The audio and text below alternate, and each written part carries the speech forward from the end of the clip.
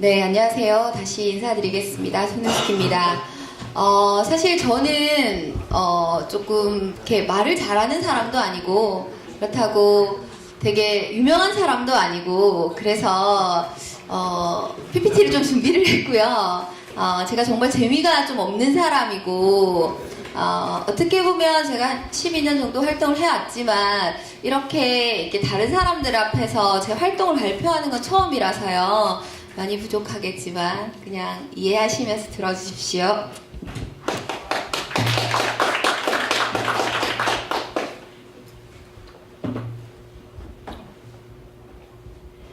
네, 말씀드렸듯이 제가 처음에 그 정당에 들어온 것은 2002년입니다. 올해가 2014년이니까 12년 정도 이렇게 당의 활동가로 살았어요. 그러니까 진보정당의 활동가로 좀 살았는데, 진보정당의 활동가가 뭔가, 사전적 의미로 하면 적극적으로 행동하며 실천하는 사람인데, 우리 주변에 뭐, 여기에도 있죠, 활동가. 여기 앉아 계시는 분들도 당직자면서 활동가고, 백상진 동지도 그렇고, 김종철 위원장님도 그렇고, 다 활동가라고 불리는 사람들인데, 활동가에도 되게 다양한 영역이 있는 것 같아요. 그러니까, 김종철 위원장님처럼 정치인이 있고, 그리고, 뭐 이렇게 당직자들처럼 실무가도 있고, 당직자들 중에서 실무면서도 정책 전문가가 있고, 그리고 글을 잘 써서 대변인 활동을 하시는 분들도 있고, 다양한 형태가 있고, 가장 정당이 조직으로서 가장 큰 건 조직가가 많은 것 같아요. 활동가 중에서. 저는 이 중에서 되게 많은 것을 해봤거든요. 잘하는 건 아니고 다 많은 것을 해봤는데, 쭉 제가 해왔던 활동들, 그리고 제가 지금 하고 있는 활동들을 중심으로 진보정당의 활동가가 뭔가, 그리고 그 활동하면서 제가 가지는 고민들, 그에 대해서 좀 들어주셨으면 합니다. 이게 제가 2002년도에 처음 민주노동당에 입당하고 제가 가지고 다닌 명함이에요. 보시면 아시겠지만 제가 이때 회사를 다니고 있었거든요. 제가 말투를 보면 사투리가 느껴지시죠? 저 충청도 쪽이 아니라 부산 사람이거든요. 부산 사람인데 회사를 충남 공주로 갔었어요. 식품회사에 이제 실험실에서 일을 했는데 그때 너무 심심했었어요. 거기 그 동네가 학교 때 나름 또 학생회 활동을 했었기 때문에 운동권물을 조금 먹었는데 그 어디를 가도 대학교를 가도 자보합장을 볼 수가 없는 거예요. 충남 공주라는 동네가. 거기가 지금은 정치 무대에서 사라졌지만 김종필의 아성이었거든요. 그래서 정말 자보도 한 장 볼 수도 없고 무슨 그 흔한 데모를 하는 것도 본 적이 없어서 너무 갑갑했었는데 그 아까 이강 강의를 하셨던 김민아 동지랑 저랑 만난 곳이 깨끗한 손이라는 민주노동당 서울시장 후보였던 이문옥 선생님 팬클럽 사이트였거든요. 거기서 이문옥 선생님 팬보다는 사실 우리끼리 비판적 지지를 하시는 분들과 그리고 당내 NL그룹 이런 분들과 싸우는데 인터넷에서 싸우는 데서 노는 동네였는데 어쨌든 거기 있다가 입당하게 된 것은 내가 사는 동네에서 정말 그 흔한 유인물 한 장 받아볼 수 없는 이 동네에서 유인물이라도 좀 돌려야 되겠다 이런 의미에서 저는 입당을 했었습니다. 그랬는데 이제 입당을 딱 하니까 그때 당시에 공주의 당원이 9명이었어요. 한 번도 자기들끼리 만난 적도 없고 게다가 지역 조직은 당연히 없었죠. 그래서 제가 이제 당원들을 모았죠. 그래서 모은 게 아니라 만나자고 얘기를 했고 이렇게 만나서 얘기를 하면서 저희가 준비했던 게 그때 이제 홍세화 선생님이 파리에서 이제 돌아오신 지 얼마 안 돼가지고 민주노동당 당원이 되셨다는 말을 듣고 홍세화 대중강연회를 했었어요. 공주대학교에서 열었는데 사실 공주라는 동네가 유인물을 받아볼 수 없고 데모를 하는 걸 볼 수 없었다고 얘기했듯이 그렇게 그런 행사를 했을 때 사람들이 모이는 경우도 별로 없었거든요. 근데 그 9명의 당원이 기획한 대중 강연회가 정말 많은 사람들이 왔었어요. 주로 대학생들이 오긴 했지만, 그리고 그 자리에서 공주 농민의 분들, 그리고 그 공주대 학생들이 꽤 많은 분들이 민주노동당 입당에 당원 가입을 했었거든요. 그러고 또 그래도 당원이 20, 30명 수준이니까 우리가 이제 이렇게 저렇게 유물도 돌리고 뭐도 하고 할 때마다 이렇게 동네에 나가면 사람들이 안녕하세요, 민주노동당 당원 손우숙입니다 이렇게 얘기를 하면 다들 민주당으로 알아들어요. 민주노동당이라는 자체를 잘 모를 때였어요. 그래서 명함을 만들었습니다. 이렇게 명함을 만들고 뒤에는 이제 당의 공약 같은, 그러니까 정책들을 넣어서 했었고요. 그러면서 자랑하고 다녔죠. 민주노동당은 정치인들이 중심이 되는 정당이 아니라 나와 같이 매월 당비를 내는 당원들이 이렇게 당의 정책과 당의 이름을 알려내는 그렇게 활동하는 정당이다 라고 자랑스럽게 하고 다녔습니다. 그 시절에 한 2년 정도는 정식적인 조직이 없었기 때문에 그냥 모든 게 다 놀이였어요. 유물 돌리는 것도 놀이고, 그리고 공주 농민회 분들을 더 입당시키기 위해서 농활도 갔었고요. 농활이라서 농활 때 여러 명 간 게 아니라 한 4-5명 수준에서 농활도 가고, 이렇게 미선희 교수님 그때 전국이었기 때문에 촛불 집회도 열고 이런 활동들을 했었는데, 그게 다 놀이였고 당에 대한 자부심들이 되게 컸기 때문에 그런 활동들을 좀 했던 것 같고요. 그러고 나서 제가 사실 이렇게 민주노동당에 제일 이렇게 저한테 딱 꽂혀왔던 건 뭐였냐면, 저희 부모님이 세탁소를 하셨거든요. 지금은 하지 않는데 연로하셔서 제가 세탁소집 작년대 어렸을 때 이제 세탁소를 하는데 좀만 있으면 이사를 가는 거예요. 좀 손님들이 이렇게 좀 안정적으로 잡힐 때쯤 되면 이사를 가고 하더라고요. 왜 그런지를 그때는 잘 몰랐는데, 그러니까 계속 임대료를 올려달라고 하니까 쫓겨갈 수밖에 없는 거죠. 그랬을 때 민주노동당의 공약이 뭐였냐면 상가임대차 보호법이라는 것을, 그때는 의원도 없는 시절인데 그것을 정책적 현안으로 제시하고 그 이슈를 주도하고 신문에도 그걸로 민주노동당이라는 이름들이 막 났었거든요. 그러면서 저는 진보정당이 이런 거구나 라는 생각을 좀 했었습니다. 사실 제가 대학교 때는 자주적 학생회 NL 운동을 했었거든요. 그래서 저희 선배들한테 제가 민주노동당 입당해야 되겠다 얘기했을 때 선배들의 반응이 그 당은 우리 당이 아니다 이거였거든요. 그분들의 기조는 비판적 지지였기 때문에. 그런데 그거를 넘어설 수 있었던 거는 그 상가임대차 보호법이 저한테 가지는 의미, 제가 살아오면서 겪었던 경험들 때문이라고 생각을 하고 있습니다.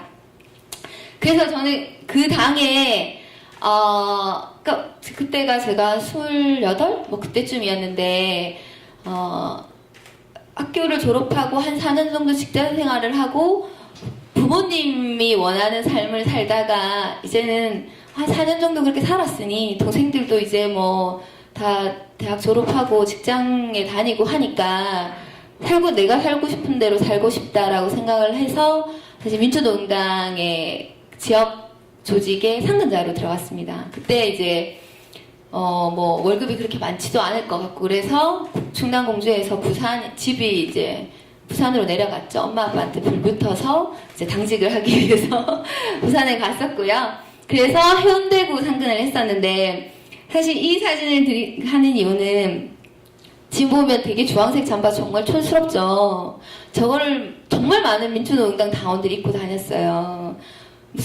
지금은 입고 다니라고 그래도 아무리 당성이 있어도 못 입고 다닐 그런 두껍고 촌스럽고 어딜 가나 눈에 띄는 잠바를, 그리고 이 조끼도까지도 계속 입고 다녔거든요. 그런 때가 있었습니다. 그것 때문에 했고요.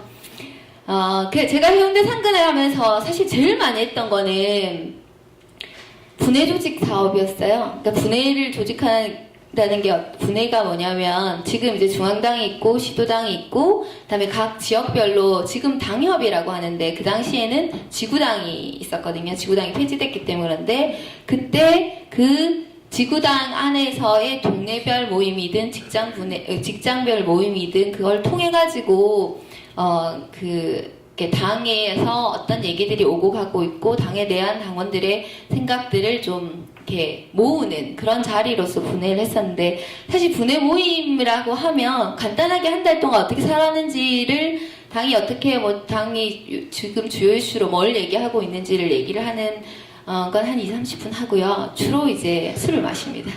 저희가 해운대 때가 분해가 5개였거든요. 그러면 한 달에 한 번 운영위원회를 하고 집행위원회를 하고 분해 5개를 돌면 정말 한 달이 가요.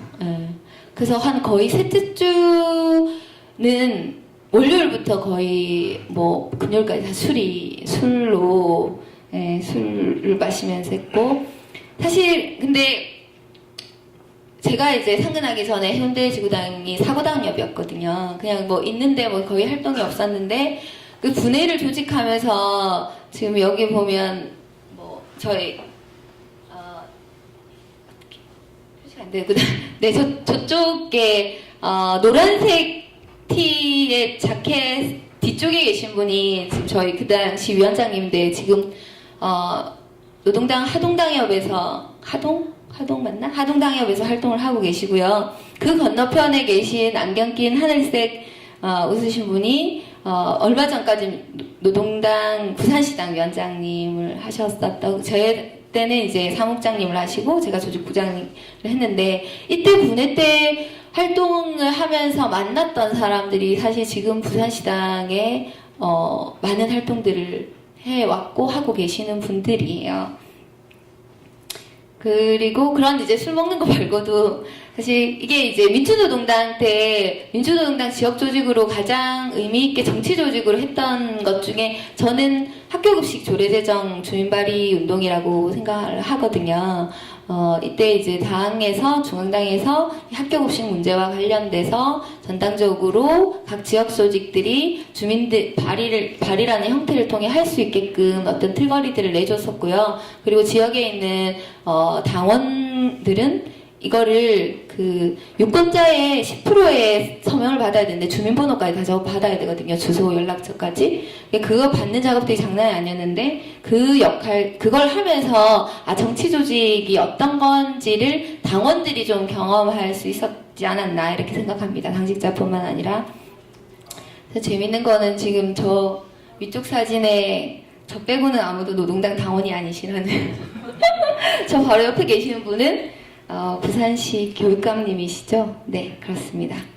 그리고 이제 저희가 해운대 기장 당협이었거든요. 해운대 기장 당협이었기 때문에 그때 지금 이제 신고리 1홀리 여기 가동되고 있는데 그때 이제 핵발전소를 들어서는 걸 막기 위해서 해운대가 되게 가깝기 때문에 주민들한테 알려내고 주민 서명을 받고 하는 작업들도 했었고요.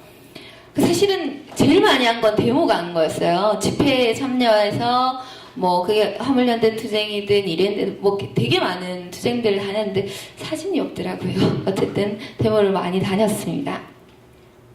그리고 이거는 이제 민주노동당에서 진보신당으로 이제 분당을 하면서 저희가 이제 해운대 조직 상근자에서 진보신당 부산시당 상근자를 했었거든요. 그래서 진보신당을 만들자마자 총선이 치러졌는데 총선 끝나자마자 그때 이제 이명박이 대운하를 한다 그래서 그 대운하를 반대하는 까발리아라는 저 네발 자전거를 타고 부산에서 서울까지 가자라고 당원이 제안을 해서요. 당원이 제안을 했고 본인이 모든 거의 실무를 다 해서 당직자로서 안 할 수가 없게끔 만들어서 선거가 끝나자마자 사실 저 네발 자전거를 타고 부산에부터 서울까지 갔습니다. 정말.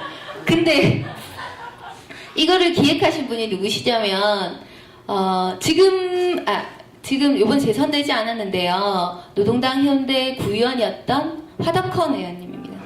네, 그분이 사진가 예술가거든요. 되게 다양한 창의력 기획력과 추진력을 가지고 있어서 부산시당이 되게 재미난 기획들을 많이 했는데 그분에 많이 했었고요. 그리고 그거를 좀 당직자들이 다 뭐 또 안 돼 이렇게 자르는 사람이 없어가지고 다 했는데 어쨌든 했었습니다. 근데 이때 저희가 한 청도 밀양 이쯤 지날 때부터 그 광우병 촛불 집회가 되게 심상치 않게 진행되고 있어서 사실 이슈가 대운하가 아니라 광우병이 되면서요. 주민들로부터 호응은 별로 없었거든요. 근데 진보신당이 초창기였기 때문에 각 지역들마다 이렇게 하루 30km를 가면 각 지역에 당원의 집이나 뭐 당원이 소개해준 마을회관이나 그런 데서 자고 그 지역 당원들을 만나는 본의 아니게 당 조직화 사업으로 좀 했었고요. 이때 부산시당 당원들이 전국에 있는 당원, 동쪽이 있긴 하지만 동쪽에 있는 당원들을 많이 만났었습니다. 그리고 사실 정당에서는 핵심적으로 선거가 있죠. 늘 거의 2년에 한 번 꼴, 어떨 때는 이제 연년으로 오기도 하고, 한 해 두 개의 선거를 치르기도 하는데, 활동가 당직자한테 가장 큰 것도 사실은 선거 때 활동인 것 같아요. 저는 2002년에 대선 때, 그러니까 충남 공주에 있었을 때거든요. 그때는 사실 이렇게 지역 권영길 그때 후보님이 있었는데 저희가 유세차를 만들지 못해가지고 농민의 트럭을 빌려서 합판을 세우고 거기다가 현수막을 붙여서 했거든요. 근데 더 슬펐던 거는 면허증이 한 명 딱 있는 거예요. 그것도 면허증 딴지 3달 된 친구였는데 대학생이었는데 그 친구가 충남도당 유세단에 가는 날은 유세차를 움직일 수가 없는 거예요. 어쨌든 그 정말 눈물겨운 대선을 치르고 나서 제가 운전 면허증을 땄어요. 유세차를 몰기 위해서. 그래서 일종 보통으로 땄습니다. 제가 지금 중앙당의 15인승 스타렉스도 몰 수 있습니다. 네. 그리고 이제 뭐 민주노동당 상근을 하면서 2006년 지방선거, 2007년 대선을 치렀고요. 그리고 진보신당 분당을 하고 2008년 그러니까 총선을 바로 치렀었죠. 그때 선거가 이제 박주미 선거 운동이었고요. 사실 이렇게 선거 사진이 회계 업무를 하는 거나 뭐 선전을 하는 거 이런 거 사진 찍어두지 않잖아요. 주로 유세를 하는 사진을 찍어두는데 사실 제가 2008년에 진보신당의 그 선거를 준비하면서 지금 저기 박주미 띠를 두른 중간에 여자 3명이 보이시죠? 그때 선거를 치르는데 총선을 치르는데 사람이 없어가지고요. 저기 3명이 그 부산시당 당사에서 먹고 자면서 모든 업무를 거의 모든 업무를 다 했어요. 저기 한 분 더 이제 그러니까 언론을 담당했던 남자 선배분이 한 분 있었는데 그러면서 그때 제가 했던 게 이제 후원의 회계와 그 선전원부 명함 뭐 홍보물 이런 것도 하고 수행도 하고 그리고 심지어 율동에 대한 춤도 만들었어요.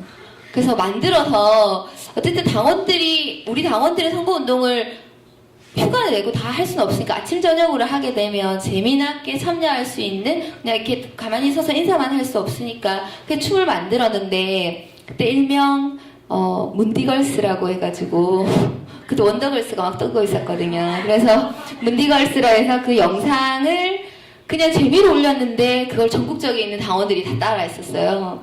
그래서 제가 사실은 다른 분들이 저를 만나면 다 춤을 얘기해요. 아까 여윤국 의원님 저보고 인사를 딱 하는데 저기 뒤에 있는 양솔규 국장님이 그때 왜 저 창원 와갖고 춤췄던 사람입니다. 이렇게 딱 소개를 하거든요.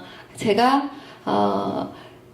나중에 얘기하겠지만 제가 되게 활동가라서 많은 능력들이 필요한데 딴 거는 정말 다 잘 못해요. 근데 제가 저 춤을 잘 춥니다. 그러나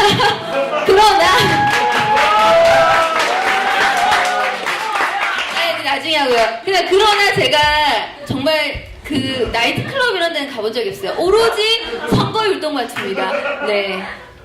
그리고요.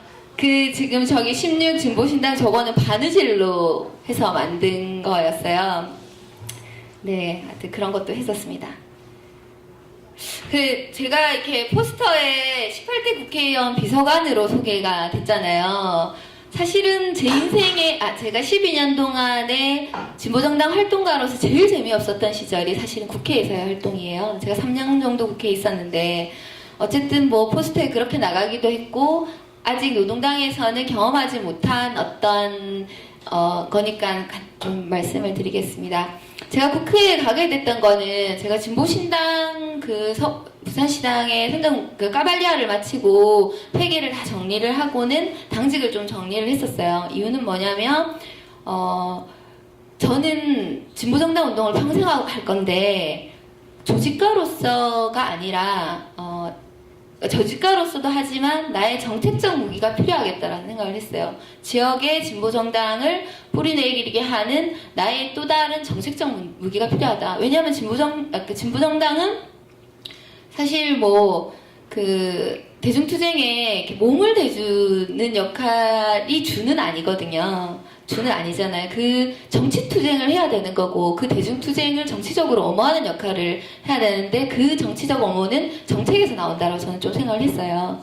그래서 정책적 무기를 하나 고민을 좀 해야 되겠다 이런 의미에서 상근을 그만두고 지금 나갔지만 양세혁 국장과 그때 부산에서 몇몇 사람들과 이제 스터디 이런 걸 했죠. 책 읽기를 했는데 그때 이제 책 중에 제가 영어 발음이 정말 안 돼요. 소셜리스트 레지스터 2007이라고 있는데 저기 매년 내는 거거든요. 근데 그때 2007년에 나왔던 게 자연과 타협하기라는 책이었어요. 제가 다른 책들도 되게 많이 읽었었고 그리고 당의 이론가라고 하는 장석준 등등이 다 그람시안이라 그래서 그람시 책도 있고 그랬지만 제일 제 마음에 와닿았던 거는 저 자연과 타협하기라는 책이었고요. 그리고 진보신당이 내걸었던 슬로건, 지금 노동당도 마찬가지로 평등평화 생태공화국인데 진보신당이 했던 평등평화 생태연대, 이 가치를 어떻게 당의 활동으로, 당의 정책으로 할 것인가에 대한 고민들을 해서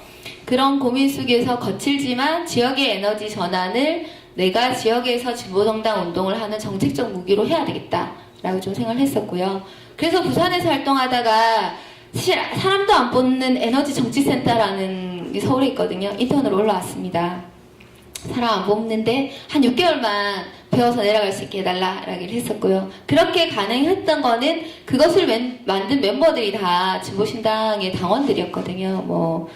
조승수, 김현, 등등등등의 사람들이 있었기 때문에 그렇게 들어갔었고요. 근데 이제 항상 인생은 계획대로 되지는 않는 것 같아요.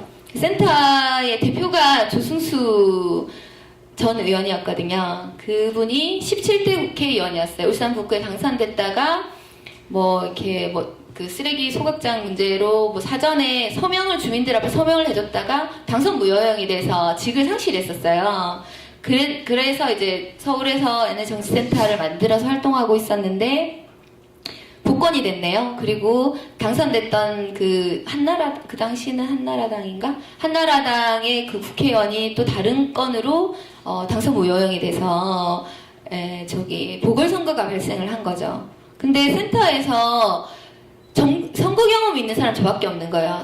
선관위 업무든 회계든 뭐든. 그래서 그래도 대표가 출마하는데 한 2달 정도만 가서 더 했으면 좋겠다라는 선배들의 의견과 대표가 간곡한 부탁을 해서 이제 울산으로 내려을 갔죠. 한 2달 넘게 정도 있었는데 그래서 이제 제가 경험했던 모든 선거의 경험을 가지고 그때도 회계도 하고 선관위 업무도 하고 수행도 하고 등등등 했는데 사실 그 전까지는 한 번도 당선 가능한 선거운동을 한 적은 없어요.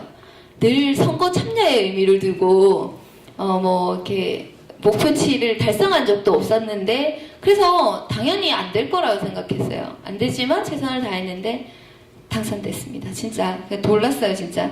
그리고 당선되니 저는 그래서 센터로 복귀를 했는데 선배들이 국회에 가서도 네가 하고 싶은 걸 할 수 있으니 같이 들어가서 국회 경험을 쌓아라. 그것도 의미 있다. 라고 얘기를 했고 그 당선됐던 조승수 의원도 같이 하자. 이래서 이제 들어갔죠. 근데 사실 썩 내키진 않았어요. 나는 부산으로 돌아가야 되는데 국회에 들어가는 순간 굉장히 오랫동안 서울을 생활을 해야 됐기 때문에. 근데 어제 들어갔어요. 그때 이제 조승수 의원이 맡았던 데가 전반기에는 지식경제위원회였고 후반기에는 행정안전위원회였는데 진보정당이라고 하지만 사실은 의원실별로 보좌관을 어떻게 운영하는지는 좀 다른 것 같아요. 제가 민주노동당 시절에 뭐 심상정, 담배홍호, 노회찬 의원실이 어떻게 했는지는 뭐 얘기 들었지만 조승수 의원실에서는 정무랑 정책을 약간 겸임하는 형태로 좀 됐었고 처음에 제가 들어갔을 때는 이게 뭐 4급, 5급, 7급, 뭐 6급 이게 있는데 저는 처음에 인턴 보좌관으로 있었어요. 이따가 그래서 이제 국회의원 후원회 회계와 지식경제위원회 할 때는 이제 특허청을 담당을 했었어요. 산하기관으로. 그때 이제 했던 것 중에 되게 의미 있었던 건 뭐냐면 특허법 개정 법률안 우리 진보정당 의원들이 정말 법안을 많이 내거든요. 개정안이든 제정안이든 지금 정의당이나 통진당은 모르겠지만 민주노동당 시절에 그렇게 많은 의원들이 법안을 냈지만 사실 통과된 거 한 번도 없었어요. 그냥 법안을 낸다는 것조차도 어려웠거든요. 왜냐하면 국회의원에 10명이 서명을 해야지 국회의원 발의 안건이 올라가는데 조승수 의원이 의석이 날아가고 나서는 법안을 상정하는 것조차 쉽지 않았고 진보신당 시절에는 국회의원 딱 한 명 조승수밖에 없었거든요. 그리고 민주노동당 국회의원들이 있었지만 조승수에 대해서 상당히 배타적이었기 때문에 그 민주노동당 의원실에 가서 서명받기란 민주당 의원실 가서 받는 것보다 더 힘들었었어요. 어쨌든 법안을 겨우 발의를 했는데 이 내용이 뭐냐면 사실 이게 되게 그러니까 우리가 소위 말하는 시민사회 단체와 진보정당이 어떻게 연결할 수 있느냐의 부분에 저는 있다라고 생각하는데 이윤을 넘어서는 의약품 공동행동이라는 분들이 있거든요. 그러니까 정보공유연대랑 그다음에 에이즈 간염인 연대, 뭐 이렇게 건강한 사회를 위한 약사회 등등의 분들 이게 엮어서 특허 때문에 약품들이 되게 비싸잖아요. 그래서 실제 백혈병 치료제나 에이즈 치료제를 그러니까 그거 아니면 죽는데 너무 비싸서 그 약 치료를 제대로 못하는 현실에 대해서 그것들을 이제 이윤을 넘어서 의약품을 공공적으로 써야 된다는 그런 단위들이 만들어졌었어요.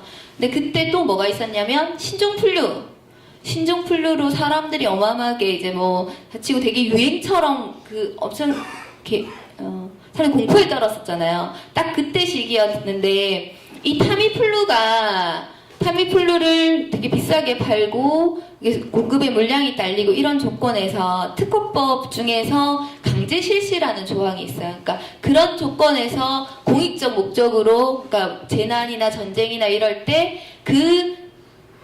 카피약이라고 그러죠. 카피약을 만들 수 있는 그러니까 법인 거예요. 근데 한국만 되게 엄격하게 규정하고 있어서 그 당시에 타미플루의 복제약을 만들 수 없는 그런 이제 좀 상황이 있었어요. 근데 사실 그때 그 타미플루 복제를 하겠다는 목적보다는 에이즈 감염연대나 그다음에 백혈병 한우의 분들이 글리백 이런 약품들을 공공의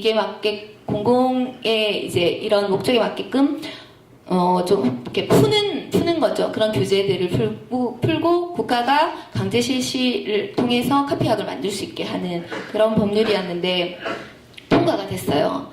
정말 이것들을 통과시키기 위해서 정말 많은 사람들이 노력을 했거든요. 근데 그 노력한 사람들은 진보정당 당원들뿐만 아니라 각각의 이해관계를 있으신 분들 그리고 한상희 교수님 건대 법학 쪽에 그 선생님도 이제 영국에 안식년 가 있으시면서 되게 많은 도움을 줬었고 그렇게 해서 이제 통과가 됐었어요.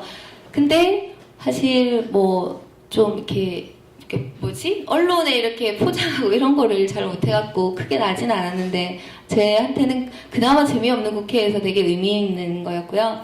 그리고 행정안전위원회 상임위 때는 이제 제가 행안부랑 그 밑에 산하 공무원 연금관리공단 등등을 이렇게 맡았는데 이거는 의미 있다기보다는 되게 재밌는 사례인데 강화에서 고성이 이렇게 한반도를 횡단하면 강화에서 고성이잖아요. 여기에 자전거 도로를 만드는 게 이재호 특임 장관의 정책 그 말이었어요.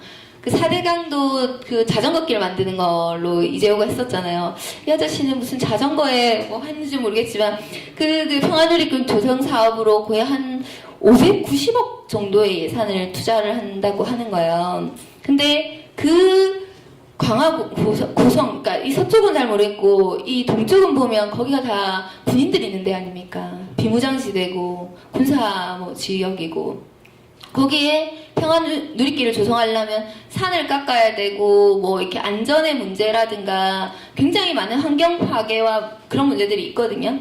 근데 그거를 이제 녹색연합하고 같이 그 녹색연합이 계속 문제 제기를 했었고 막 사진들을 보여주고 했는데 한번 같이 갔어요. 그러니까 국정감사를 앞두고 가서 이제 녹색연합 활동가가 저를 꼬신 거죠. 가면 그 평화누리길이 조성되는 그 길에 엄청난 지뢰들이 있다. 그 6.25 때 때 유실되고 했던 그런 지뢰들이 있어서 정말 거기에 평화누리길을 조성한다는 것 자체는 환경 파괴뿐만 아니라 안전에도 정말 대단한 위험이 있다. 그래서 가면 지뢰를 캘 수 있고 그걸 국감장에 가져가자 이렇게 얘기를 하는 거예요. 그 정말 지뢰를 캐러 갔어요. 목숨을 걸고. 그러니까 이게 사실 의미 있는 정책이냐 이런 걸 떠나가지고 국회에 있으면 언론에 우리 의원의 이름, 우리 당 이름이 나오는 게 정말 되게 엄청나게 중요하거든요. 그 299명의 국회의원들 속에 우리 의원들 이름도 다 잘 모르잖아요. 그리고 그 의원이 무슨 뭘 발언을 하는지 어떤 거에 관심이 있는지 잘 모르잖아요. 그렇기 때문에 특히 국정감사 기간에 언론에 난다는 거는 거기에 거의 목을 매게 돼요. 보좌관들이 밤새고 막 그러면서 그래서 이제 갔죠 저도. 그리고 저는 약간 이제 생태 이런 쪽에도 관심이 있었기 때문에 거기 이제 그 도로를 내면서, 그러니까 군사 도로를 내면서 사실 산들이 거의 다 무너져 내리고 나무들이 다 무너져 내리는 엄청난 환경 파괴가 있기도 했거든요. 그래서 가가지고 거기서 대인지뢰를 한 7개나 캐왔어요. 물론 저 녹색연합 활동가와 무슨 대인지뢰 뭐 어쩌고 하시는 어떤 분하고 같이 가는데 정말 그분이 밟았던 자리만 딱 밟고 따라갔거든요. 그래서 저희가 갔을 때 그 지역에 군인들이 왔다 가고 나서 난리가 난 거죠. 그리고 저는 고민을 했던 게 이거를 국회의원실 들어가려면 다들 탐지기를 통과해야 돼요.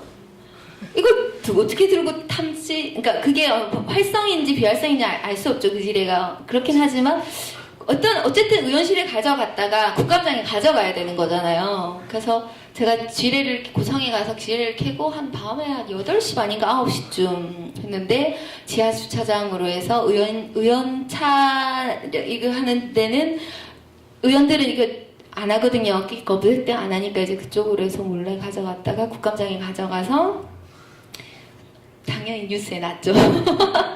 네, 그래서 의원이 한번 났었고요. 네. 그리고 제가 그 정책보좌관 말고 이제 뭐 후원을 해결을 하면서 어쨌든 울산 북구였으니까 지역의 조직 그 현장에 있는 이제 노동조합 분들하고 좀 했습니다.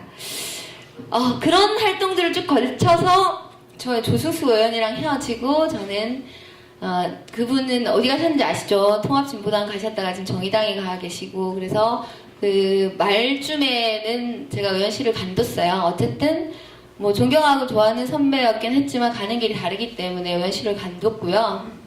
그리고 한 석 달 정도는 놀다가 흐른다는 걸 주민들한테 공감시켜내고 그런 의미를 좀 살리기 위해서 뭐 캠페인도 하고 기자회견도 하고 위령전 영화도 상영 보고 하고 그리고 북콘서트를 했었어요. 그 할머니 두 분을 모셔가지고 이날 굉장히 날씨가 안 좋았음에도 불구하고 거의 한 230명 정도가 왔었어요. 되게 그 지역에 있는 사람들한테도 큰 감동의 자리였고 그 오신 할머니들이 정말 너무 힘을 받고 가서 저희도 뿌듯했어요. 이거 이후에 이제 그 밀양의 미니팜 협동조합 만드셨잖아요. 송전단 투쟁하시는 분들이. 그래서 저희가 이제 뭐 감이라든가 이런 것도 거기서 통해서 주문하고 집단적으로, 조직적으로 하고 있습니다.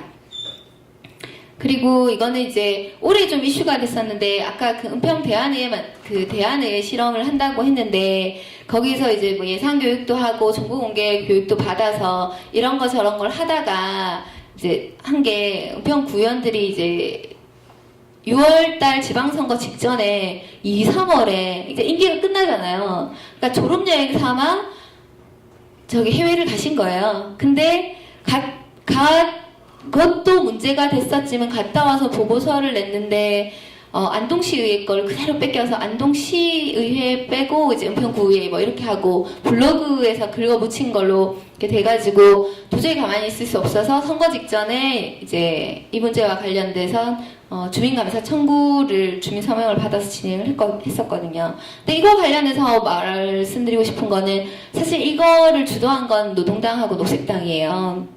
근데 이런 이제와 관련해서는 시민사회단체가 해야 되잖아요. 근데 서울시장이 박원순이 되고 은평구청장이 김우영이라고 굉장히 민주당 중에서도 개혁적인 구청장이거든요.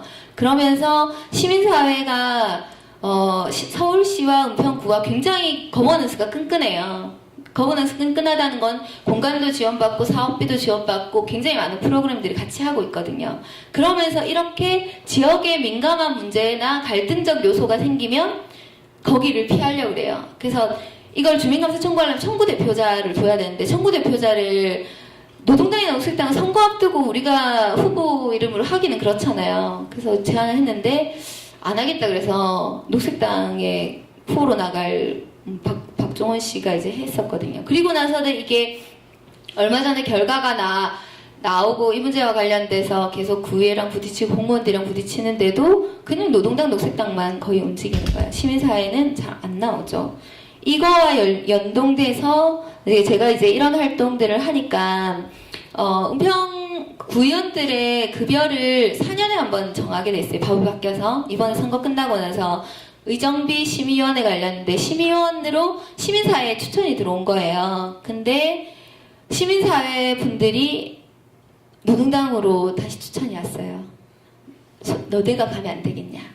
그래서 처음에는 아니 그거를 왜 그렇게 생각해서 거절을 했다가 이제 이 주민감사 청구를 진행했는데 이 결과가 나오자마자 구의원들이 그 결과랑 상관없이 의정비를 뭐 9.2% 대폭 인상한다라는 얘기를 듣고 분노한 이 주민감사 청구 모임의 사람들이 의정비 거기에 개입을 해야 되겠다 그렇게 얘기가 됐고 제가 갔거든요. 가서 저는 최대한 깎긴 깎고요. 제가 굉장히 오만 짓을 다 했죠. 그 노동당, 녹색당, 정의당, 통진당까지 다 동원하여 동네에 다 현수막을 걸고 저기 해외 연수 갔다 온 거 부정 집행한 거 반환하지 않고 자기들 월급 올리려고 그런다면 그런 현수막 달고 축제 때 가가지고 구의원 월급 올리는 것에 대해서 어떻게 생각하십니까? 이렇게 포스터 붙이는 거 했는데 당연히 삭감이 압도적으로 많죠. 해외 연수권 주민감사 청구 결과가 뉴스 다 났는데 근데 그런 활동들을 하면서 공무원들과 구의원들이 저의 존재를 잘 알죠. 저를 완전 싫어합니다. 완전 제가 이제 은평 대안의회 모니터링 활동을 가면 저를 아주 띠껍한 눈으로 보고 있고요. 저 때문에 제가 심의위원회 조건이 은평 시민사회 추천 1인 이렇게 돼 있었는데 그거를 제가 이제 노동당 당협위원장이라는 이름으로 들어간 게 아니라 태양과 바람 에너지협동조합 기획팀장으로 추천돼서 들어간 거니까 사람들이 이제 얼마 전에 조례를 바꿨다 그러더라고요. 다른 심의위원회를 하는데 시민사회 추천이 아니라 비영리 민간단체 추천 이렇게 협동조합은 비영리 민간단체 아니거든요.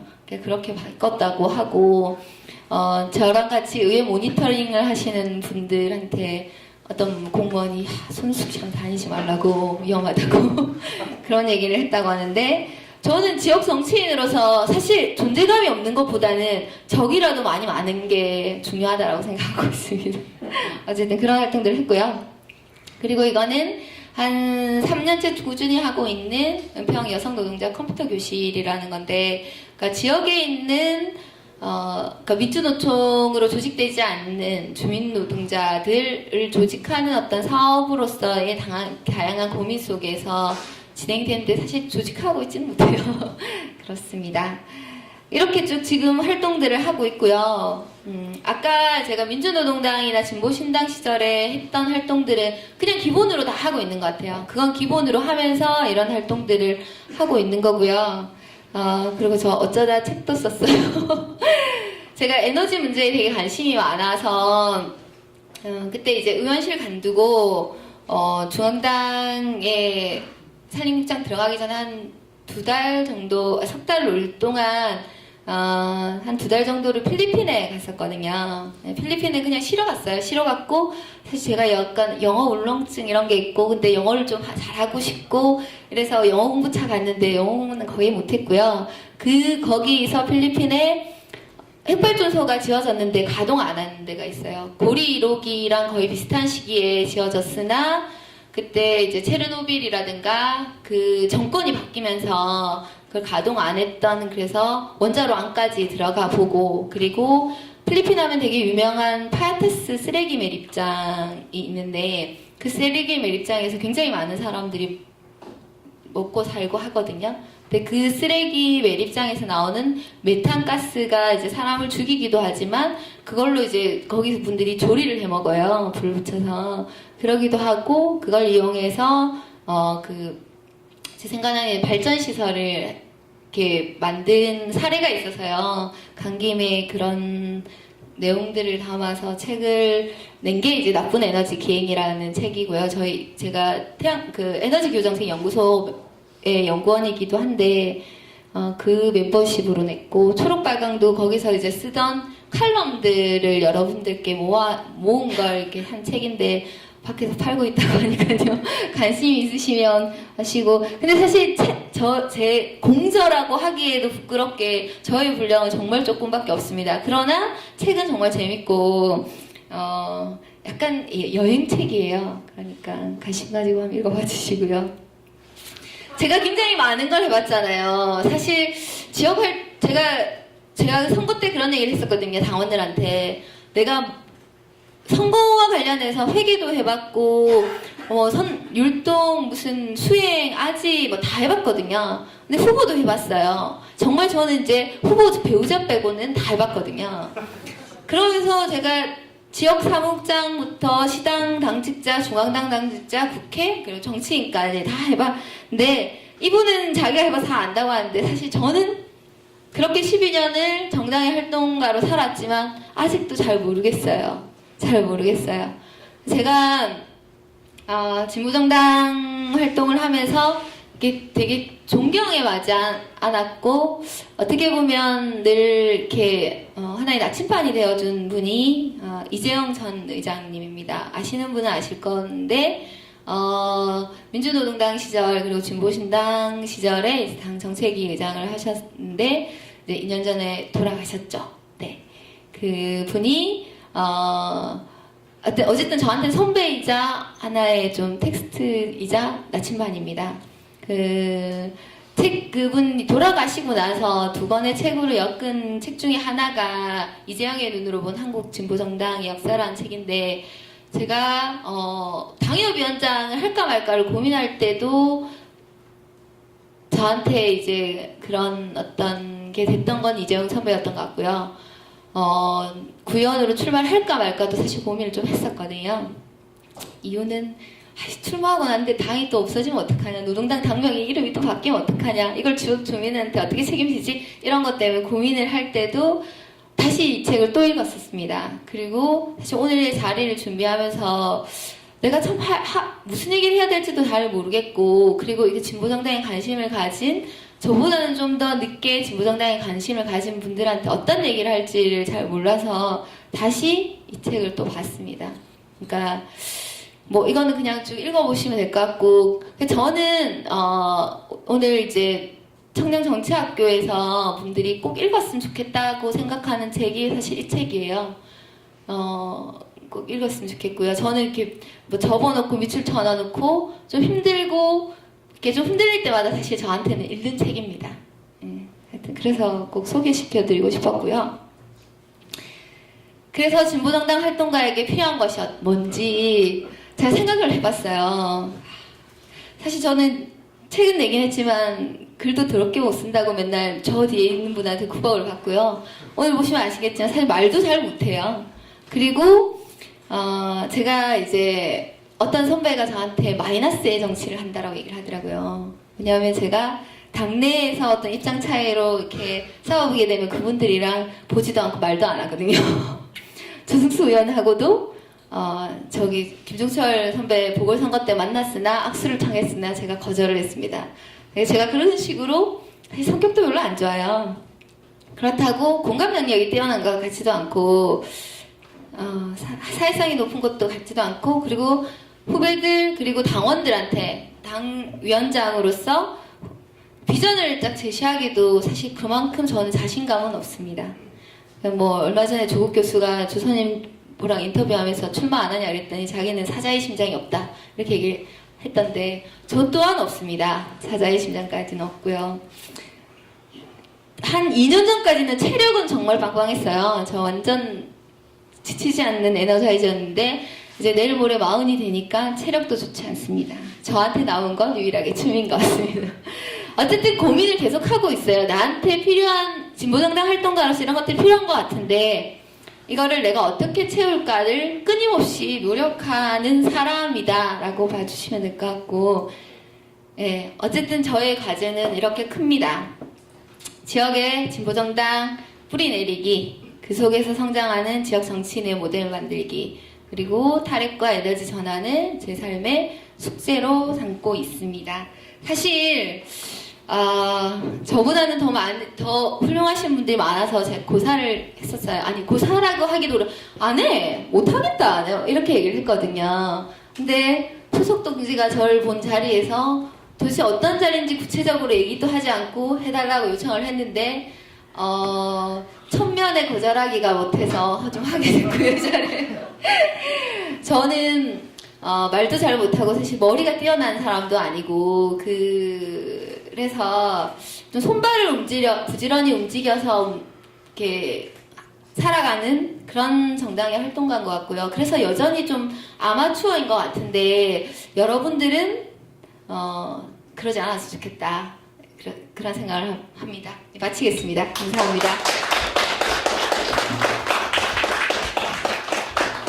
예, 우리 손수옥 위원장님께서는 이재영 전 정책의장님을 항상 생각하신다고 하셨는데, 저한테도 그런 분이 있는 것 같아요. 저도 당직을 시작하면서 뭐 지난 3월달에 돌아가신 뭐 박은지 부대표님이라든지, 또 지금은 저도 손수옥 위원장님 많이 존경하고 또 하시는 거 보면서 힘을 내고 있습니다.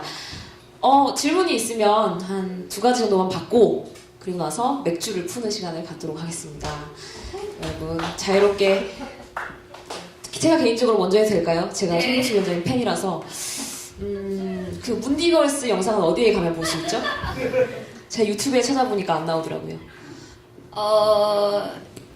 아니, 네이버나 이런 데 치면 나올 거고요. 그거 말고, 제가 사실 이제 2008년에 진보신당 문디걸스 이후로, 저의 춤 실력이 만천하에 공개된 것은 조승수 이제 보궐선거 때였어요. 그때 정말 전국에 있는 모든 당원들이 주말이면 오고, 굉장히 많은 사실 국회의원 한 명 만들기 위해서 진보신당에 많은 당원들이 땀과 눈물과 시간과 돈을 투자하면서 만들었거든요. 그때 이제 제가 모든 사람들한테 춤을 가르쳐줬었죠.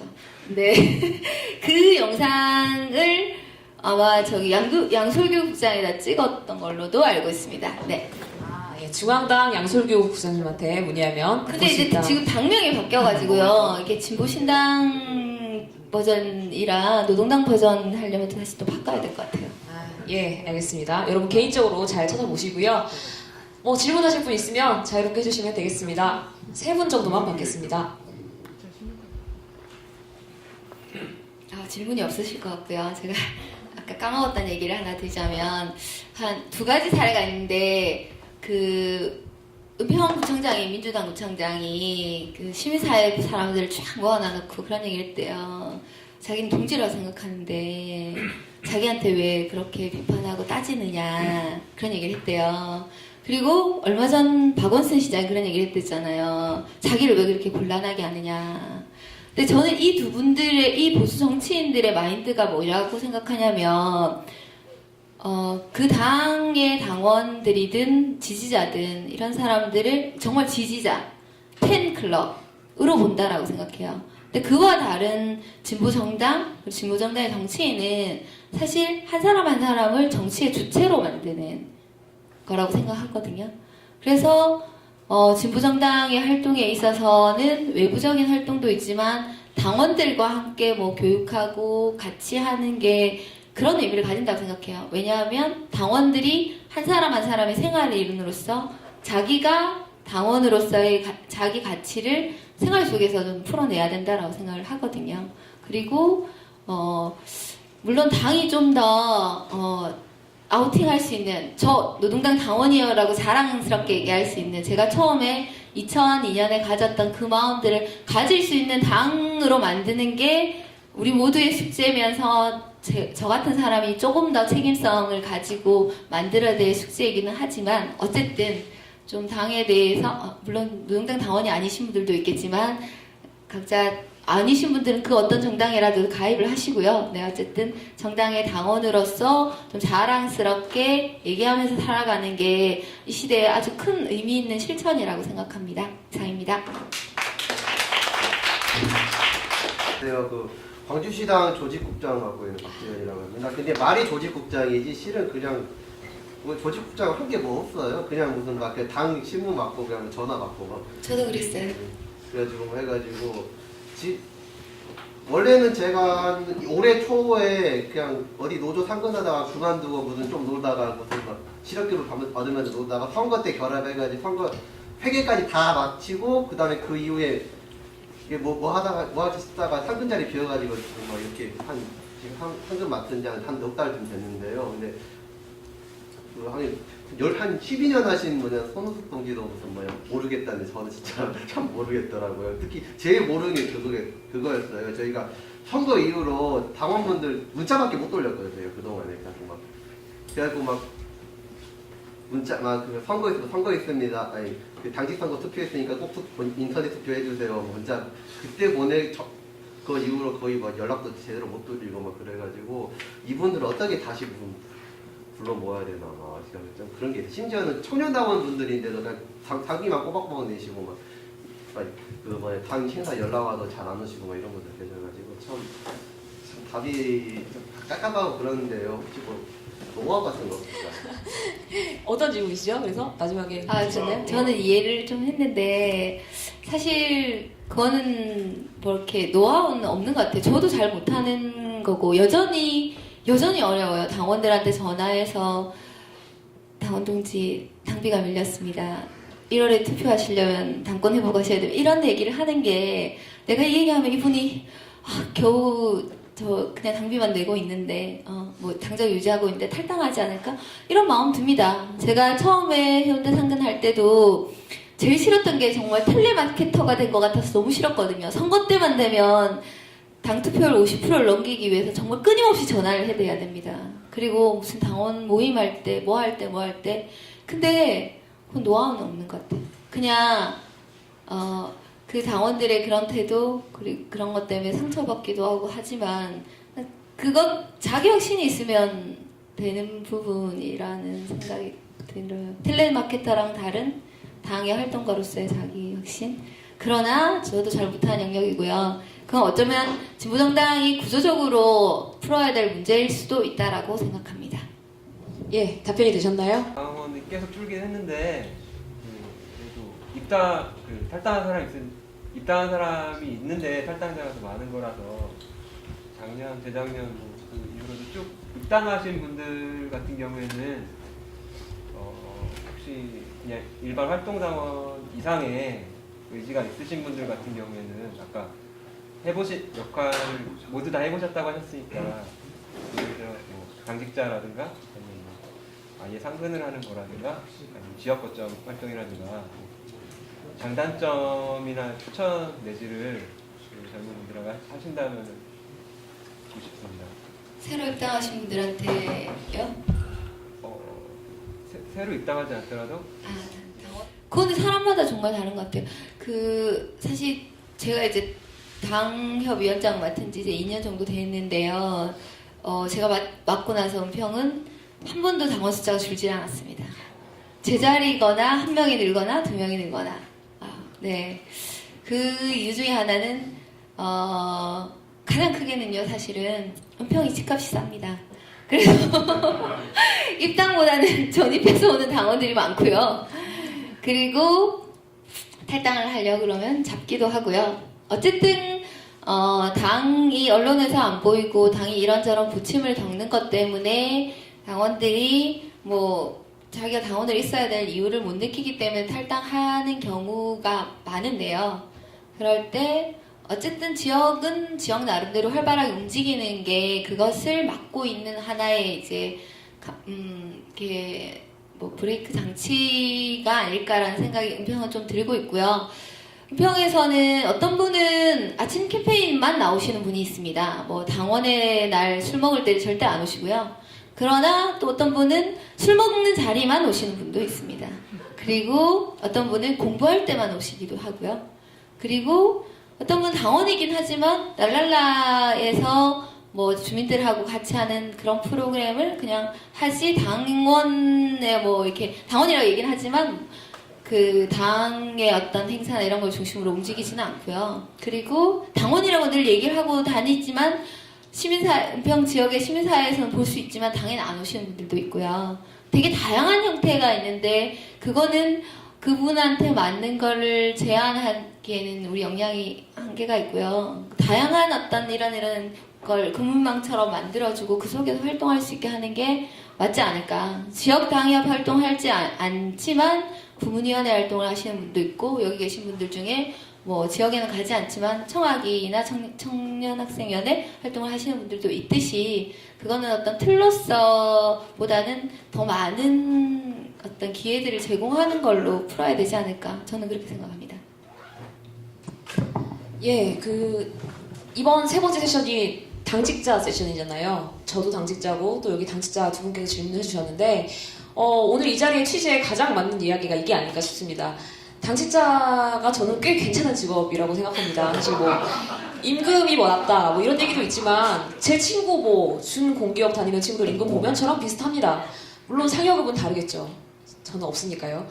뭐 이런 식으로 좀 이렇게 12년 동안 당직을 하셨던 손은숙 위원장님과 또 뭐 4개월 차 되신 우리 광주에서 오신 박재현 사무처장님과 또 양천에서 일하고 계신 이태준 부장님 질문 들어봤고요. 마지막으로 혹시 질문도 있네요. 인기가 많으셔서 들어보도록 하겠습니다. 궁금한 게 있는데요. 거기 뭐 어떻게 보통 여기 당원 활동이시든 상근자분들이든 많은 분들이 너무 일에 많이 치여가지고 지쳐 떨어지신다는 얘기가 제가 지난달에 있다는 게 종종 많이 봤거든요. 거기는 어떻게 상근자분들이 오랫동안 근무할 수 있도록 뭐 안식월이나 뭐 그런 걸 주시는지 아니면 잘 휴식이나 이런 걸 주시는 한 곳에서 12년 동안 근무한 게 아니잖아요. 제가 처음에 뭐 해운대에 있다가 저기 국회에도 있다가 뭐 부산시당도 있다가 중앙당도 있다가 지금 은평에서 있는 건데 저는 사실 이렇게 한 4년 단위로 자체 안식월을 가집니다. 그래서 그럴 때 필리핀을 갔다 온 거였고요. 그리고 짧게라도 어쨌든 이 진보 정당의 당직자는 사람과의 관계에서 가장 상처를 받기도 하고 가장 힘들어하기도 하고 어떻게 보면 감정노동도 하는 그런 데인데 그거를 당이 되게 조직적으로 이렇게 케어해주지 못하고 있죠. 못하고 있고 왜냐하면 늘 사람이 부족하고 돈이 부족하고 그러니까요. 그런데 저는 좀 제가 알아서 영리하게 이기적으로 제가 알아서 좀 하는 편이에요. 그냥 지금도 이렇게 뭐 당협위원장을 하면서도 좀 힘들 때 이럴 때는 한 일주일 정도 이제 뭐 휴가를 다른 분들한테 뭐 좀 놀다 오겠다, 여행 갔다 오겠다 이렇게 하고 그냥 합니다. 노동당 중앙당은 내규에 따라서 6년을 계속 일하면 5년을 계속 일하면 6개월의 안식 개월을 보장을 해주고 있습니다. 여러분 당직자는 좋은 직업이고요. 마지막 질문 없으시면 시간의 상황에 따라서 이렇게 손은숙 위원장님 보내드리도록 하겠습니다. 오늘 좋은 강연 해주신 은평당협 손은숙 공동위원장님께 큰 박수 부탁드립니다.